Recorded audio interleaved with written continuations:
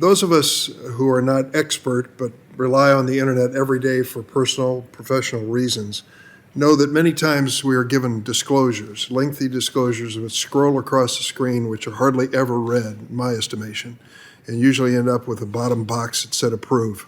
And that is as far as we go, a warning about what we're getting into. Can we get into the real world now and talk about whether or not consumers across America have a right to be warned if they're opening or using a Twitter account as to what's going to happen with their data? For example, if I disclose my name and my address and my email address, I expect that that may be vulnerable. Somebody could use that in some future time. You hope not, but it could happen. But what I infer from your testimony and what we've read about your findings is there's a lot more information being collected by Twitter beyond that basic information that is going to be used by them for different purposes. Is that a fact? Yes, I entirely concur. I mean, when we sign up for an account, I hope that the company is being responsible and not just saying that they are, would like the data to be used correctly and safely, but that they're actually able to quantifiably, internally, guarantee that that is the case. As far as the type of data, I believe Senator Grassley, referred to an incident. We had a user on Twitter that was harassing some members of the executive team and some members of the board. And as an example, this person, the CTO, came to me and said, Mudge, is this a real viable threat? Do I need to be worried? Who is this person? And it took me maybe 30 minutes to reach out to an employee and say, what do we know about this person? And then it only took that person maybe 10 minutes to get back to me and said, okay, here's who they are. This is the address where they live. This is where they are physically at this moment. They're on their phone. We know their phone number. We also know all of the other accounts that they've tried to set up on the system and hide. And we know who they are on the other social media platforms as well. So unbeknownst to a Twitter account user, there's access to information far beyond what you think you've disclosed that can be found. Should there be a warning? You say at one point Twitter has about 20% of its vast trove of data registered and managed, meaning the company is incapable of securing the sensitive information it collects. Tell me, that is a pretty stark statement and suggests that a warning to users is that literally anything that you disclose or use the account for is traceable and could be used for bad purpose. Yes, in this case, my concern was more that Twitter didn't even know what it was collecting. And this was one of the problems because I kept looking at why do they keep having so many security incidents, the same amount, each year after year? Why are the same percentages, from the same systemic problems? Why aren't we closing on this?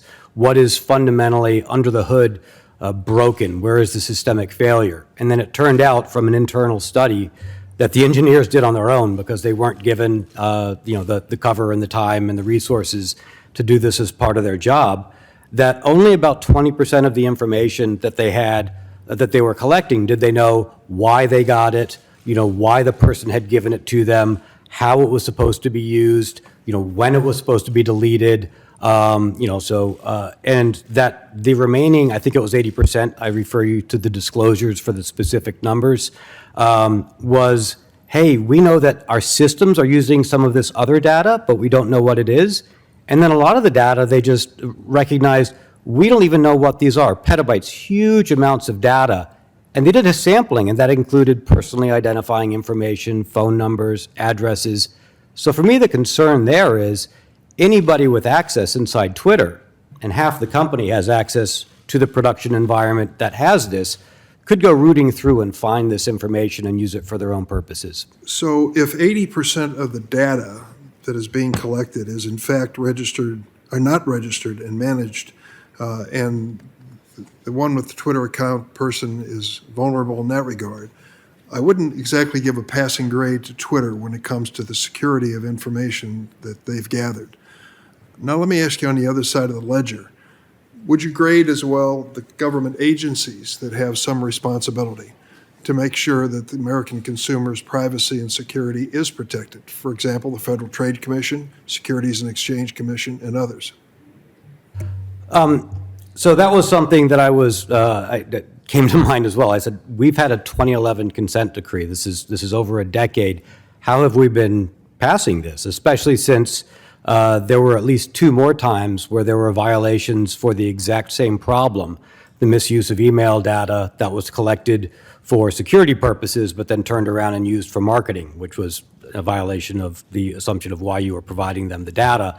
How come we keep making these same mistakes?